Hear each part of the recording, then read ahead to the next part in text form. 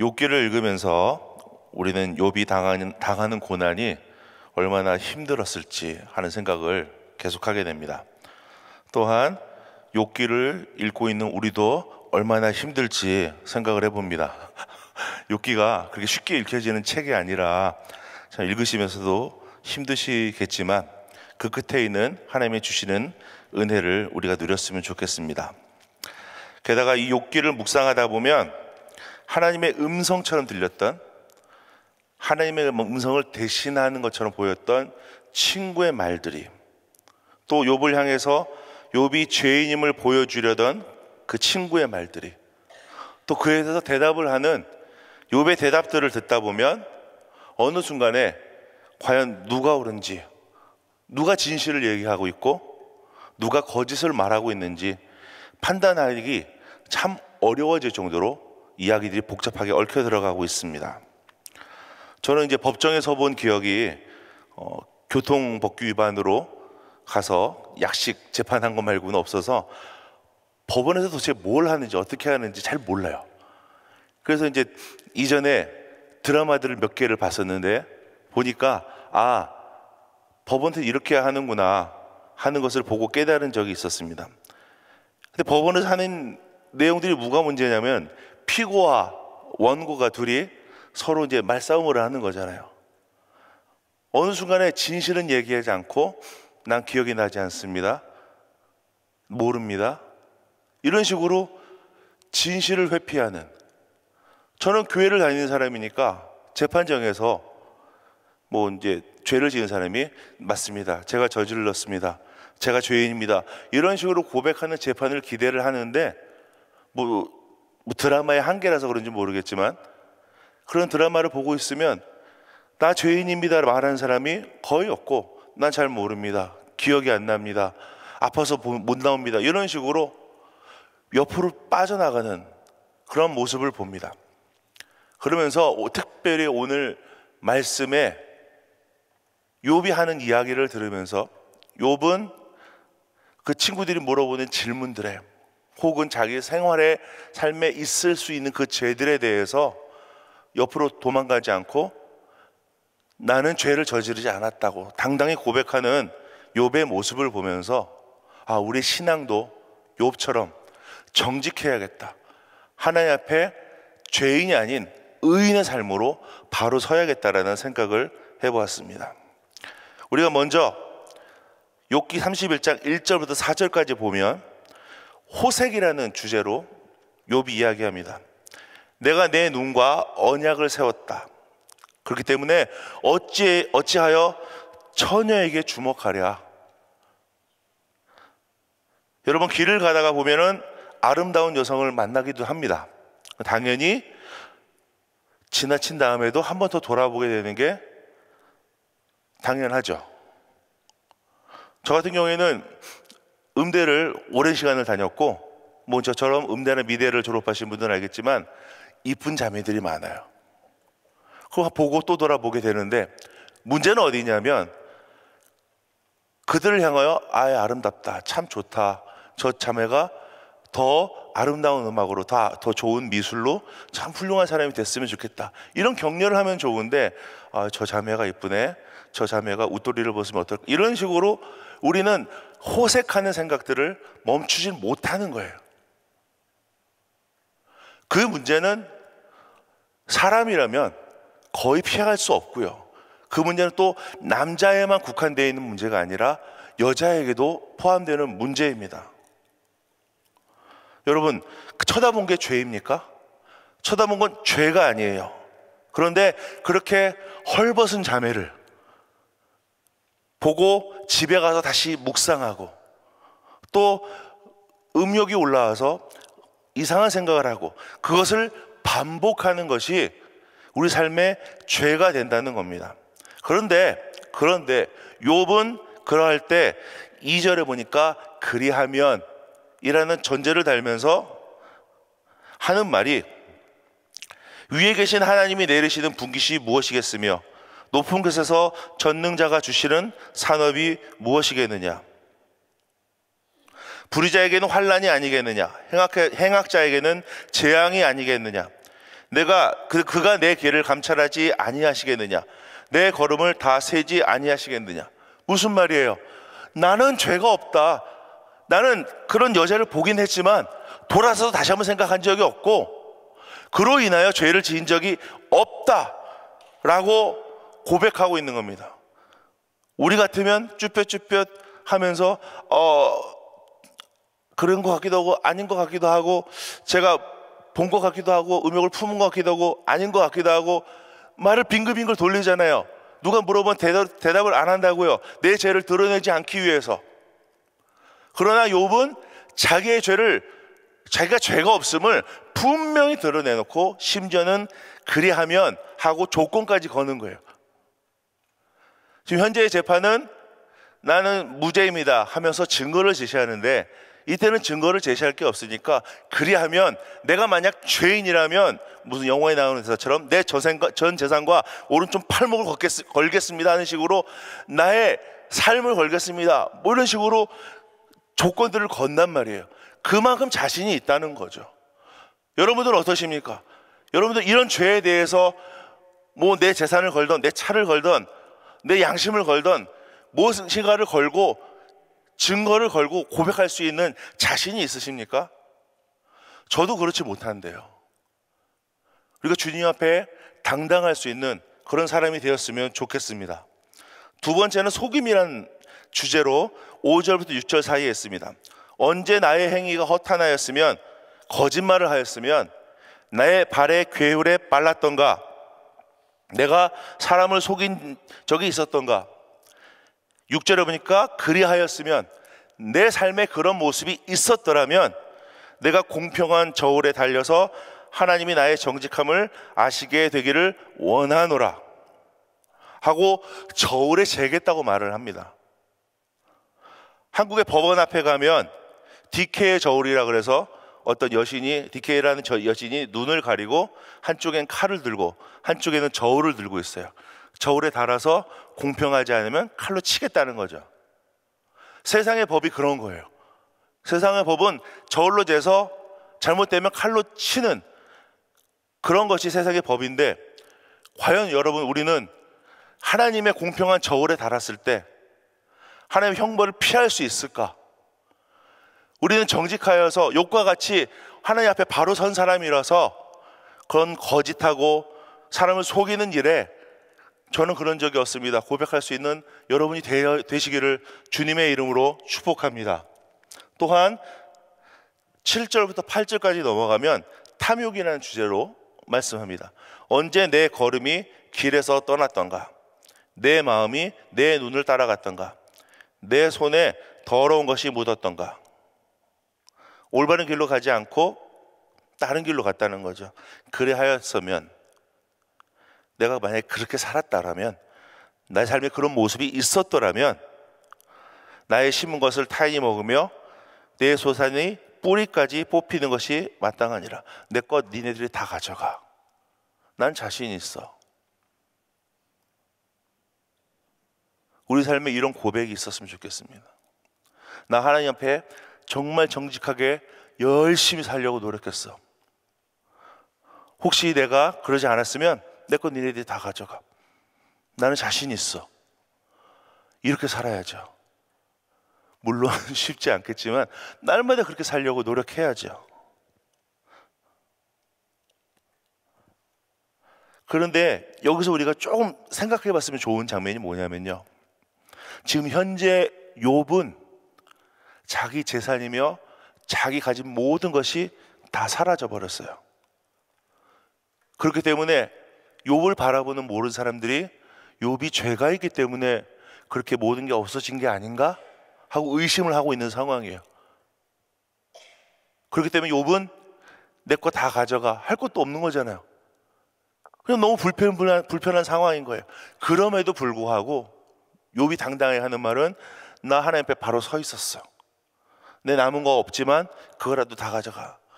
내 모든 것 지가 가져간 건 하나님인데 내 죄 때문에 가져간 게 아니다라고 분명히 선언하는 것도 그 내용 안에 있는 거예요. 내 삶이 가난하고 없다 할지라도 그게 하나님이 주신 심판이 아니라 나를 더 정직하게 하시려는 하나님의 고난, 하나님의 테스트, 하나님의 시험인 줄로 믿습니다. 담대하게 선포하시고 승리하시기를 축복합니다. 또 13절에서 9절에서 12절까지는 좀 말하기 부끄러운 그런 죄라서 넘어가고요. 13절에서 15절까지 보니까 남종이나 여종이 나로 더불어 쟁변할 때에 내가 언제 그의 사정을 멸시하였던가. 무슨 말이냐면요, 나의 종들이, 나에게 속한 사람들이, 회사라 치면 나의 부하 직원들이, 나와 연결된 사람들이 나에게 불만을 이렇다 저렇다고 얘기를 하는 경우가 있을 수 있죠. 당연하죠. 있을 수 있는데, 문제는 그 사람들의 말을 듣고 그래 내가 다시 한번 생각해 볼게, 이런 식으로 대화를 했느냐, 아니면 나는 그들을 종이기 때문에 멸시하고 지금의 시대라면 뭐 어떤 보복을 하다든지 이런 행동을 내가 했느냐. 그리고 14절에 그리하였으면, 내가 만약에 그랬다면, 내 삶에 그런 죄가 있다면 하나님이 일어나실 때 내가 어떻게 하겠느냐, 하나님이 국문하실 때 내가 무엇이라 대답하겠느냐, 나를 태 속에 만드신 자가 그도 만들지 아니하셨느냐, 우리를 뱃속에 지으신 자가 하나가 아니시냐. 나를 태 속에 지은 그 하나님이 나뿐만이 아니라 그 종된 사람들, 나에게 속한 사람들도 만들었는데 내가 뭐가 잘났다고 그 사람들을 내가 무시하고 멸시할 수 있냐. 나는 그 사람들을 존중한다. 그러한 표현을 하고 있는 겁니다. 이후에 있는 말씀들도 같은 이야기들인데요. 16절에서 23절까지는 가난한 자와 약한 자의 요구를 외면하는 모습에 대해서 얘기합니다. 내가 언제 가난한 자의 소원을 막았던가, 과부의 눈으로 실망케 하였던가. 그러나서 22절에 보니까 다시 한번 그리하였으면, 내가 만약에 그렇게 살았더라면, 내 안에 죄가 있다면 내 어깨뼈에서 떨어지고 팔뼈가 부러지고 이래도 좋다. 나를 심판해봐라. 나는 주님 앞에 바로 서 있다 라고 고백하는 욥의 모습을 볼 수 있습니다. 그리고 24절에서 25절까지는 재물에 대해서 이야기하고, 또 26절에서 28절까지는 천체 숭배, 하늘 신들을 섬기는 일에 대해서도 나는 자유하다, 나는 그렇지 않다. 29절에서 32절에는 적에 대한 미움과 손님에 대한 호의 거절한 것도 나는 그런 적이 없다. 또 33절 34절에는 죄를 숨기는 것, 나 그런 적이 없다 라고 분명히 고백하고 있습니다. 이렇게 욥은 자신의 삶에서, 생활에서 하나님 앞에 죄인이 아니라고, 자기는 온전하다고, 의롭다고 선언하고 있습니다. 그리고 32장 1절 가서는 욥이 스스로 의롭게 여김으로 라는 표현으로 성경은 말씀하고 계십니다. 욥이 스스로 죄인이 아니라고, 의인이라고, 의롭다고 주장하는 모습은 어떻게 보면 교만한 모습으로 보여지기도 합니다. 이것은 욥이 교만하네, 말을 그렇게 하면 안 되는데 라고 단정짓고 끝낼 문제는 아닙니다. 왜냐하면 욥은 교만하게 보일 정도로 스스로 죄인이 아니라고, 의인이라고 고백할 수 있는 그런 증거들이 충분히 있었기 때문이고, 오늘 31장에서 통틀어서 나는 죄인이 아니라고 분명히 고백하고 있기 때문이에요. 그렇다면 여러분, 어떻게 욥은 하나님 앞에 죄를 저지르지 않는 삶을 살 수 있었을까요? 오늘 한 절의 말씀을 통해서 욥의 삶을 살펴보기 원합니다. 욥기 31장 23절에 보니까 나는 하나님의 재앙을 심히 두려워하고 그 위험을 인하여 아무것도 할 수 없느니라. 이 말씀을 메시지 성경으로 다시 읽어보면, 내가 하나님을 경외하기에 이런 일들을 하지 않았네. 그랬다면 내가 어찌 그분의 얼굴을 똑바로 뵐 수 있겠는가. 현대인의 성경에는요, 나는 하나님의 형벌을 무서워할 뿐만 아니라 그의 위험이 두려워서라도 감히 이런 짓을 할 수가 없다네. 이 범죄학이라는 이 학문의 종류가 있는데, 그거는 이제 사람이 왜 죄를 저질렀나에 대한 질문을 하는 학문입니다. 그래서 범죄의 원인을 몇 가지로 나눴는데요. 첫 번째는 생물학적인 원인 때문에 죄를 저지를 수 있다. 뭐 다시 얘기하면 유전적인 질환이 있을 수도 있고 생물학적인 현상으로, 예를 들어서 어떤 녀석이 생리 때문에 도벽이 있는 경우가 있는데 생리가 끝나면서 도벽도 없어졌다. 뭐 이런 죄의 범주가 있고요. 또 두 번째는 심리학적인 원인이 있답니다. 정서 불안할 때 죄를 저지르고 혹은 정신적으로 많이 문제가 있는 사람들이 죄를 저지르기도 하고요. 또 사회학적인 문제도 있죠. 좋은 친구들을 만나지 못해서 그 친구들에 휩쓸려서 혹은 내가 살고 있는 지역의 환경에 따라 내가 죄를 저지를 수도 있다 라는 등으로 이 범죄에 대해서, 죄에 대해서 세상은 구별합니다. 그러나 성경에서는 우리가 죄를 짓는 원인이 아담으로부터 시작된 원죄이고, 그리고 이후로는 우리가 가지고 있는 죄성 때문에 우리는 죄를 계속 저지른다고 말하고 있습니다.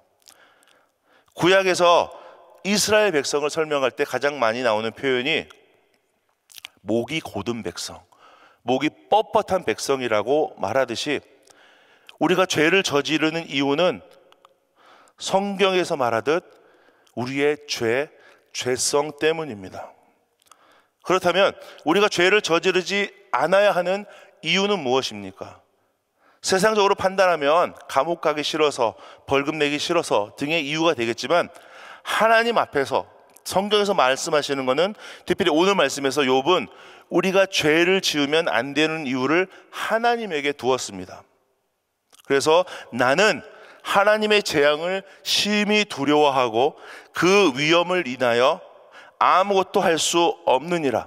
하나님이 두렵기 때문에, 하나님을 경외하기 때문에, 하나님이 무서워서가 아니고, 하나님이 무서워서 내가 그냥 그런 척 하는 게 아니라 온 마음을 다하여 하나님 앞에, 하나님이 두렵기 때문에, 하나님을 경외하기 때문에 나는 죄를 짓지 않으려고 노력하며 살아갑니다라고 오늘 말씀은 고백하고 있습니다.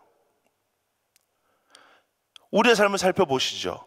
여러분들 중에 죄인이 아닌 사람이 누가 있습니까? 우리는 전부 다 죄인입니다. 그런데 우리가 이런 삶 속에서 죄를 안 저지르려고 날마다 애쓰며 사는 이유가 무엇입니까? 하나님을 경외하기 때문에, 하나님을 두려워하기 때문에 오늘 하루도 수많은 죄를 저지를 수밖에 없는 그 상황 속에서 죄를 짓지 않으려고 최선을 다해 노력하며 살아가는 사람이 그리스도인 아닙니까? 그렇다면 우리는 죄를 안 짓기 위해 어떠한 노력을 해야 됩니까? 죄를 가까이 하지 않기 위해서 몸부림치며 사는 것, 날마다 애쓰며 힘쓰며 사는 것. 어떤 날은 그 죄를 안 지으려고 눈물 흘리며 기도하고, 어떤 날은 가슴을 치며 통곡을 하고, 이러한 모든 것들을 우리는 삶으로 드리는 예배라고 표현합니다. 예배가 뭐예요? 하나님 앞에 올려드리는 거잖아요.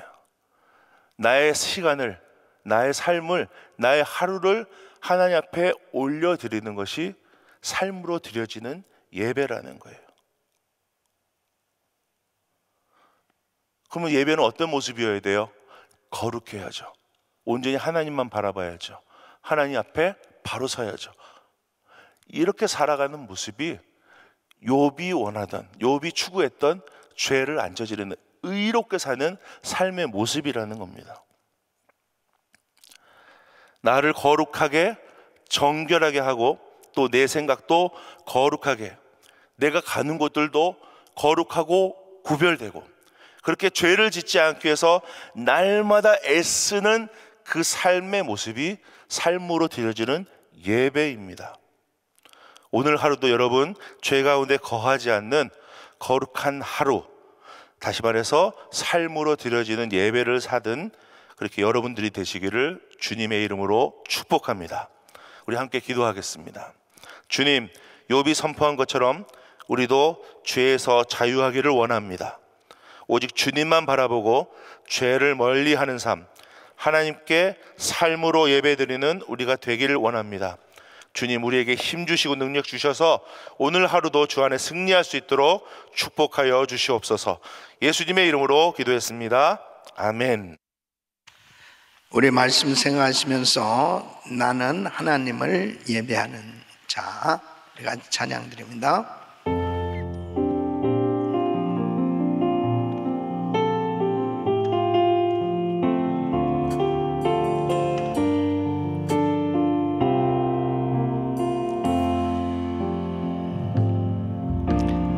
나는 하나님을 예배하는 예배자입니다.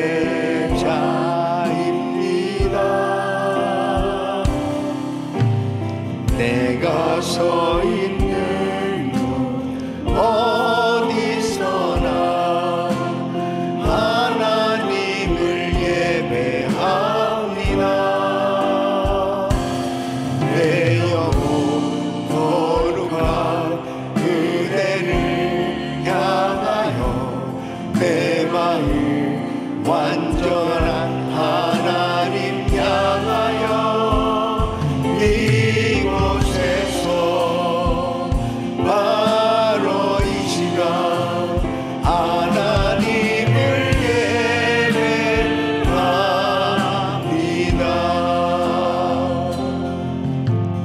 나는 하나님 두 손을 높이 드시고 예배하는 예배자입니다.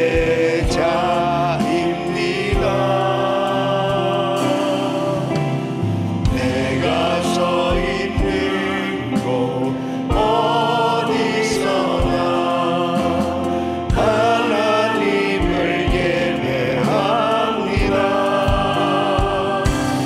내 영혼 거룩한 그대를 향하여 내 마음 완전한 하나님 향하여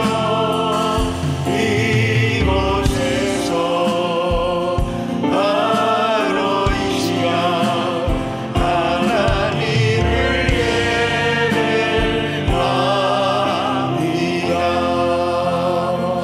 아멘, 아멘. 자, 오늘 이 말씀은 이제 욥이 마지막 변론, 나는 결백하다. 세 친구들이 여러 각도로 많은 지식을 가지고 너 무슨 죄가 있기 때문에 네가 지금 하나님의 심판을 받고 있는 거 아니냐, 그 변론에 대해서 무죄함을 확증하는 여러 가지 자기 자신의 삶을 구체적으로 이렇게 결백을 주장을 하고 있습니다. 당시에 이 욥이 이렇게 선한 삶을 하나님 앞에 내가 정말 결백하게 이렇게 잘 살았다라고 이 친구들에게 자신의 선한 삶을 뒷받침할 만큼 나는 성적으로나 그 다음에 사회적 이 약자에 대한 것이나 이 모든 면에서 나는 정말 무죄한 그렇게 선한 삶을 살았다라고 할 만큼 이렇게 살 수 있다는 것은요, 이건 정말 대단한 그런 삶 아니겠습니까? 율법적으로 율법을 지키기 위해서 몸부림치는 그런 그 삶이라고 하는 것은 항상 그 마음 가운데 자유함이 없는 것이죠. 늘 내가 죄를 지면 안 될 텐데, 죄 지면은 어떡하나, 이러한 그 마음 가운데 그 마음을 가지고 신앙생활을 한다고 한번 생각해 보세요. 기쁨도 없고 자유함도 없고 늘 두려움에 사로잡혔을 거예요. 그런데 정말 우리가 이 세상을 살면서 참으로 하나님의 큰 은혜는 뭐냐면, 우리는 예수 그리스도로 인해서 나의 모든 죄가 사함받고 이 성령을 받음으로 내 안에 성령님과 함께 하는 삶이 되어졌다는 것이 얼마나 큰 은혜인지 모릅니다. 그러니까 이 죄를 안 지으려고 노력하는 것이 아니고 주님의 은혜로 충만할 때 그 죄를 이길 수 있도록 성령님이 도와주신 줄 믿습니다. 그래서 우리는 끊임없이 예배의 자리에 있어야 되고 하나님의 말씀을 마음속에 계속 새기고 말씀을 붙들고 살아갈 때, 그때 성령님께서 순간순간 죄를 깨닫게 해주시죠. 그리고 회개케 하시는 그 성령님의 그 책망도 받을 수 있어요. 그러니까 그 주님을 의지하고 순간순간 회개하고 주님의 그 은혜 가운데 살 때 이 죄를 이길 수 있는 것이죠. 그래서 우리는 율법을 지키기 위해서 막 몸부림치면서 육신적으로 죄를 안 지으려고 몸부림치는 그 삶은 한계가 있습니다. 그런데 또 한 가지, 이 성령 충만한 이런 삶을 살다가도 그런 성령 충만함이 이제 자신도 모르게 예배도 등한시하고 말씀 묵상하는 것도 등한시하고, 한번 해보세요. 순간적입니다. 분명히 구원은 받았어요. 그러나 또 죄질 생각이 들어오고 여전히 그 잘못된 길로 갈 수밖에 없는 그런 그 육신의 삶에 대해서 사도 바울은 자신이 성령을 받고 난 다음에 이렇게 고백하는, 오라 나는 공고한 사람, 이 사망의 몸에서 누가 나를 건져내? 내 마음으로는 하나님의 법을, 내 육신으로는 죄의 법을 섬기노라. 끊임없이 두 마음이 싸울 수밖에 없어요. 그래서 성령 충만해야 됩니다. 성령 충만은 계속 채워지는 성령의 지배를 받는 삶이 되어야 승리하는 삶이 되어질 수 있습니다. 그래서 날마다 새벽 예배도, 이건 얼마나, 여러분 새벽 예배 드리는 것이 이게 율법이 아니에요. 그냥 행복하셔야 되는 거예요. 이게 그냥 우리의 삶이에요. 말씀 묵상하는 게 말씀 묵상해야지, 그렇지 않으면 죄를 짓는데, 이게 아니고 그냥 주님과 이 말씀 묵상을 통해서 깊은 교제가 되는 시간이 너무 행복하잖아요. 그러니까 그렇게 말씀 묵상하고 새벽 예배를 드리고 이런 시간들이, 이게 우리의 삶이 되어졌을 때 성령님이 부어주시는 은혜로 죄를 이기고, 그리고 선한 하나님의 도구로 쓰임받게 되는 줄로 믿습니다.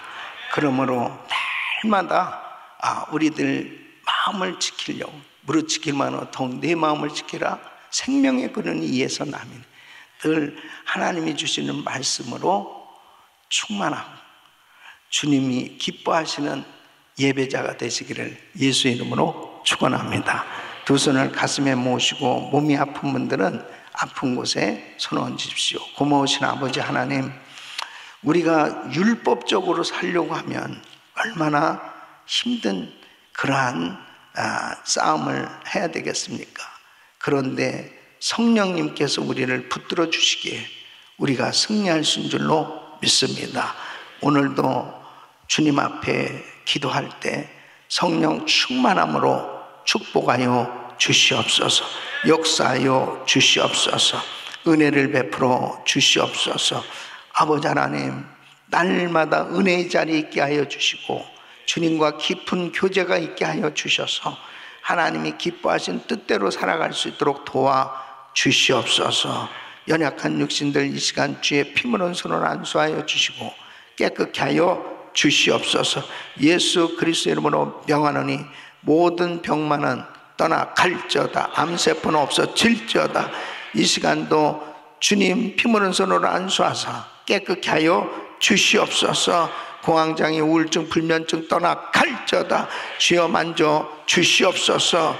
이제는 우리 구주 예수 그리스도의 은혜와 우리 하나님 아버지의 그 무한하신 사랑과 성령님의 감동 감화 교통 충만하신 은총이 하나님이 기뻐하시는 삶으로 누구에게도 자신 있게 나의 삶은 이렇게 주님 보시기에 합당한 삶을 살고 있다고 증거할 수 있는 그러한 선한 삶으로, 하나님께 영광 돌리는 삶으로 주님의 기쁨이 되어지길 원하는 모든 성도들 머리 위에 이제로부터 영원토록 함께 있을지어다.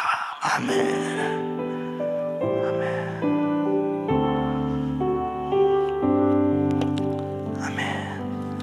이제 기도하실 자리 잡으시고, 기도하실 때 그리스타임 기도 제목 가지고 기도하십니다.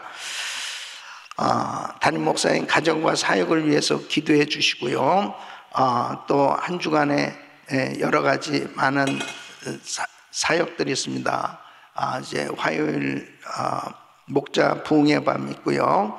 그리고 금요 성령 집회, 또 주일 예배, 그리고 GTD 210기 계속 사역이 이어지고 있습니다. 또 저를 위해서 늘 말씀을 부어주시고 하나님의 심정을 그대로 하나님의 말씀으로 딜리버리 할 수 있도록 또 건강을 위해서 기도해 주시면 감사하겠고요.